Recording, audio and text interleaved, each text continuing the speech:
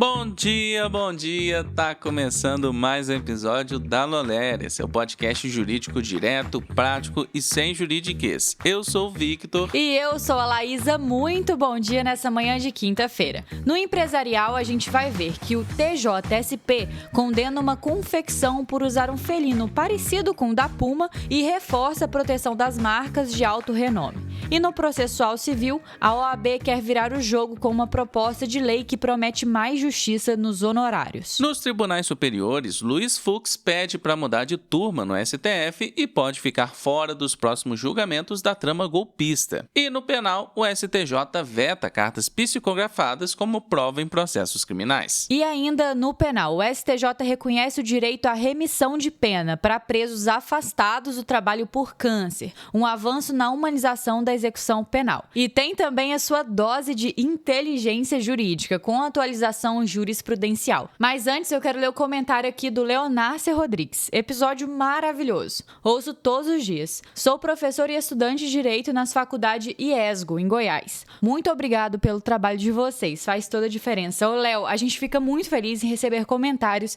e tanto carinho de pessoas como você. Então já sabe, né? Pega o café, coloca o fone e bora juntos entender como essas decisões estão mudando o direito no Brasil e no mundo.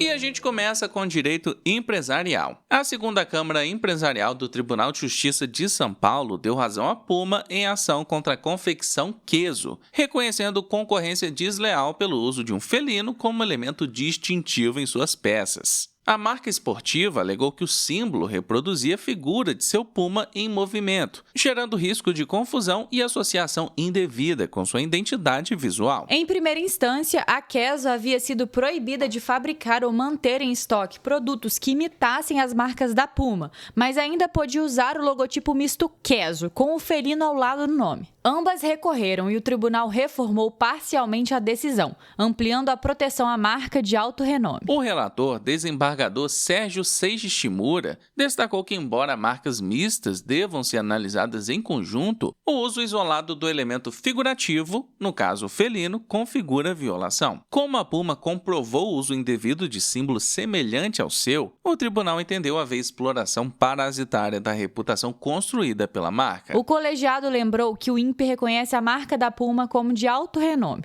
o que garante proteção especial em todos os ramos de atividade, conforme o artigo 125 da Lei de Propriedade Industrial. Essa condição impede que terceiros se aproveitem da notoriedade da marca, mesmo em segmentos distintos do mercado. Com esse fundamento, a Corte manteve a proibição de uso do símbolo e elevou a indenização por danos morais de R$ 5.000 para R$ 20.000, reconhecendo a presunção de danos materiais e morais quando há reprodução de elementos de marca célebre. O caso reforça que não basta alterar o nome ou design. Qualquer alusão visual a marcas de alto renome pode resultar em condenação e retirada imediata do mercado.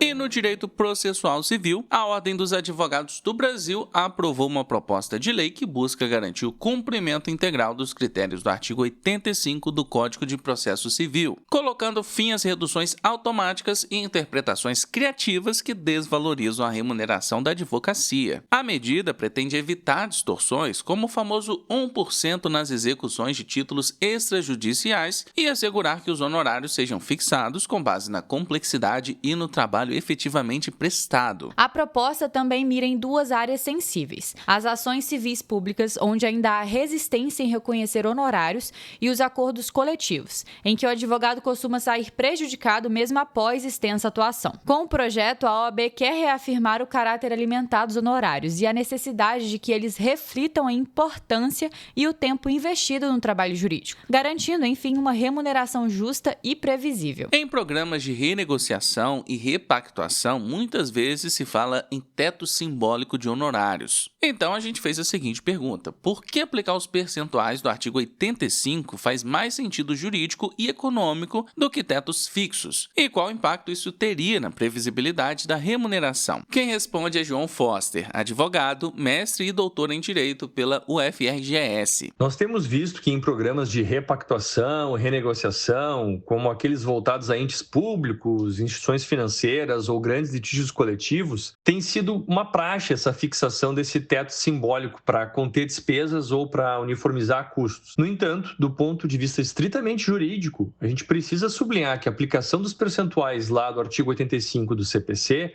é muito mais coerente, muito mais adequada. E não é por acaso que a gente tem uma movimentação da OAB com esse projeto de lei para que isso seja aplicado e seja valorizado. Esses percentuais ali previstos no CPC são vinculantes. Eles não são uma mera sugestão, como muitas vezes a gente vê que os tribunais acabam apresentando nas suas decisões. Não temos dúvida, a partir do que dispõe a súmula vinculante 47, o próprio parágrafo 14º lá do artigo 85, de que os honorários constituem um direito do advogado e eles têm natureza alimentar. A gente lembra também o tema 1076 do STJ, que definiu duas teses importantes. A primeira, que a fixação dos honorários por apreciação equitativa não é permitida quando os valores da condenação, causa ou proveito econômico da demanda forem elevados. É obrigatório observar os percentuais que estão previstos na lei. E somente vai se admitir o arbitramento de honorários por equidade quando, havendo ou não condenação, esse proveito econômico obtido pelo vencedor for inestimável ou irrisório, ou o valor da causa é muito baixo. Então, nesses programas que a gente mencionou, tem que se aplicar o disposto no CPC. Aplicar esse entendimento também apresenta o quê? Uma ideia de coerência, porque vai alinhar incentivos entre o advogado e a parte e preserva a proporcionalidade entre a complexidade e o retorno financeiro que vai ser gerado para aquela pessoa. Utilizar os percentuais previstos na lei vai aumentar a previsibilidade e a uniformidade dos critérios em todo o território nacional desse tipo de programa, o que vai gerar um benefício para a segurança jurídica, não vai ter um tratamento desigual de situações que sejam iguais. Pensar de uma forma diferente não só viola a lei, mas fere a isonomia processual, num cenário onde grandes litigantes vão impor as suas regras que devem ser aceitas a qualquer custo, e isso a gente não pode admitir. Já anota aí na sua agenda, viu? No dia 22 de novembro, ao vivo, pelo Zoom, a Criminalera promove um encontro imperdível sobre a vida real das mulheres na área penal. 3 nomes de peso vão comandar a conversa: Larissa Rossenda, secretária de Estado do Tocantins, Fernando Soares, promotora de justiça do MPPR, e Aline Soares, especialista em direito penal. Elas vão falar sobre os bastidores da profissão, da violência institucional à rotina em audiências, sustentações orais, júri e exposição na mídia. Também entrou em pauta temas essenciais como interseccionalidade, networking, mentoria e o eterno desafio de equilibrar prática forense e pesquisa acadêmica. Quer estar onde a conversa acontece de verdade? Então garanta sua vaga no link que está na descrição. Em meio aos julgamentos dos réus ligados à chamada trama golpista, o ministro Luiz Fux pediu ao presidente do Supremo Tribunal Federal, Edson Fachin, sua transferência da primeira para a segunda turma da corte, a mesma vaga deixada por Luiz Roberto Barroso, agora aposentado. Segundo o ministro, a mudança já havia sendo discutida desde meados do ano passado e faz parte de uma prática tradicional de revezamento entre turmas. O pedido, no entanto, ganhou peso político e jurídico, porque ocorre logo após Fux ter votado pela absolvição de Jair Bolsonaro e de outros 5 réus do Núcleo 1, além de também absolver, por falta de provas, 7 réus do Núcleo de Desinformação. A manifestação do ministro aconteceu ao final da sessão do dia 21 de outubro, que condenou integrantes do núcleo das fake news. Durante a sessão, Fux sinalizou que gostaria de continuar participando dos processos aos quais já está vinculado, caso a mudança seja efetivada. O presidente da primeira turma, o Flávio Dino, lamentou a saída e informou que levará o pedido à presidência do STF. Se a transferência for confirmada rapidamente, Fux pode não participar dos próximos blocos do julgamento. O núcleo 3, conhecido como Kids Pretos, previsto para 11 de novembro, e o núcleo 2, ligado à minuta do golpe, agendados para os dias 9, 10, 16 e 17 de dezembro. A mudança de Fux altera o quórum e a dinâmica de votações na primeira turma, o que pode impactar diretamente o andamento dos próximos casos relacionados aos atos atos de 8 de janeiro. Já na segunda turma, a cadeira deixada por Barroso será ocupada pelo novo ministro a ser indicado pelo presidente Luiz Inácio Lula da Silva. E o nome mais cotado até o momento é do advogado-geral da União, Jorge Messias.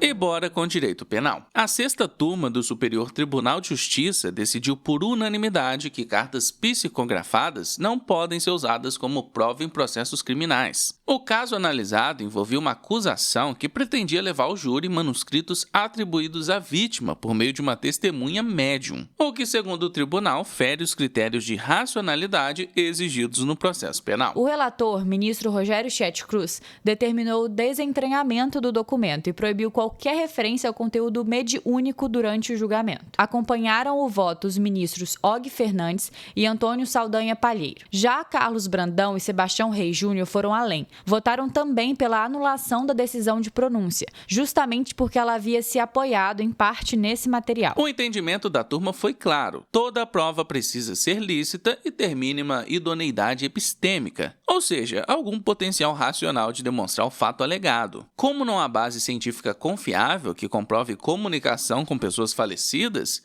a psicografia é considerada ato de fé, incompatível com o padrão de confiabilidade exigido pelo direito penal. O tribunal também destacou o risco de permitir esse tipo de prova no tribunal do júri, onde os jurados decidem sem precisar justificar seus votos. Para o STJ, cabe ao juiz presidente filtrar previamente elementos ilógicos ou irrelevantes, evitando que conclusões irracionais contaminem o julgamento. Na prática, o precedente cria um freio objetivo. Cartas psicografadas não podem compor o acervo probatório, nem mesmo como indício. Investigações e acusação devem se basear em provas verificáveis, como documentos, perícias, testemunhos e cadeias de custódia. Já para a defesa, abre-se caminho para impugnar materiais semelhantes e até pedir a revisão de atos processuais que tenham se apoiado nesse tipo de prova.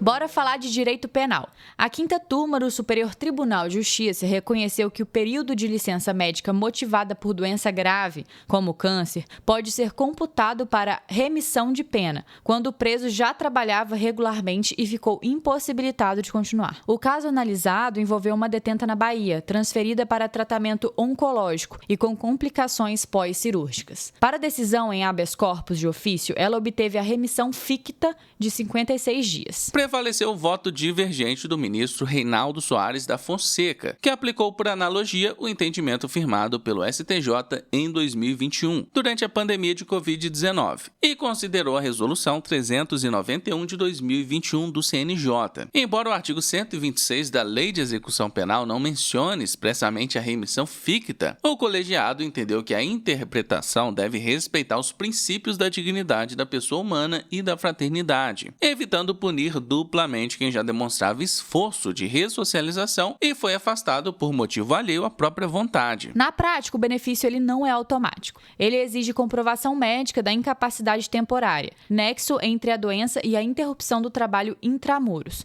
histórico prévio de atividade laboral e comunicação formal à administração prisional, que deve aplicar os mesmos critérios de cálculo da remissão por trabalho. O entendimento reforça uma diretriz humanizada na execução penal. Presos afastados por enfermidade grave não podem ser penalizados pela impossibilidade de trabalhar. O benefício depende de documentação idônea e decisão judicial, equilibrando justiça e humanidade na aplicação da pena.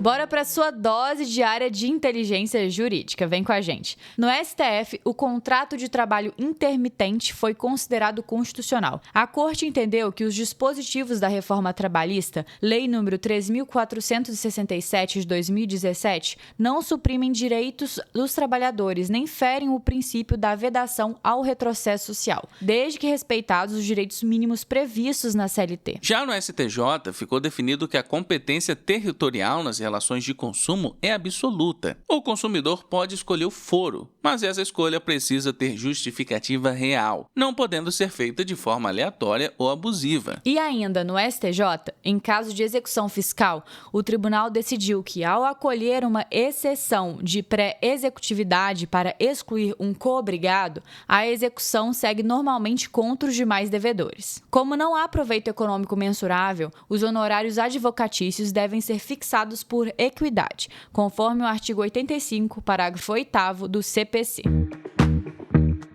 E por hoje é só, nosso episódio vai ficando por aqui. Muito obrigada a você que está acompanhando a gente nessa semana. Amanhã, sexta-feira, a gente volta com o nosso último episódio. E Laísa, sabia que tem muita gente que chegou por aqui pelo podcast e não faz nem ideia que a gente tem uma newsletter? Não é possível que você ainda não conhece a nossa news. Você pode se inscrever pelo link que está na descrição desse episódio. Então, se você ainda não conhece, assina lá para você receber ela diretamente no seu e-mail. Sem contar que é através dela que você pode participar do nosso sistema de indicação e ganhar alguns mimos, recomendando também a nossa newsletter. Então fica o convite. E como sempre, eu quero agradecer a todo mundo que comentou na edição passada, inclusive muita gente trazendo a resposta da pergunta da edição anterior, que era se a pessoa estava atuando no direito ou se ela estava estudando, em qual local ela estava estudando. E já dá para perceber que a gente tem um público de diversos lugares, temos advogados, temos pessoas que estão estudando, temos até professores, né? Muito obrigado a todos que comentaram e eu quero agradecer ao Lucas, a Gisele, a Adriele, Marcos, a Bela, Elô, Lara Cardoso, Ciborgue, Luiz Ló, Leonesser, Matilde, Felipe Calou, Gabriel Dias, Reinaldo, Patrícia, Lili, Mariana, Renato Martoni, Brenda Martins, Laitard Dri, Felipe, Aline, Bianca Martins e Guilherme Chaves. Muito obrigado a todos que comentaram. E já sabe, segue a gente no seu tocador de podcast favorito, ativa o sininho para não perder nenhum episódio e avalie a gente com 5 estrelas, porque ajuda bastante. Compartilha também esse episódio lá nos seus stories e marca a gente no @lau.leri, que a gente tá sempre repostando por lá. Se cuida, bom estudo, bom trabalho e até amanhã.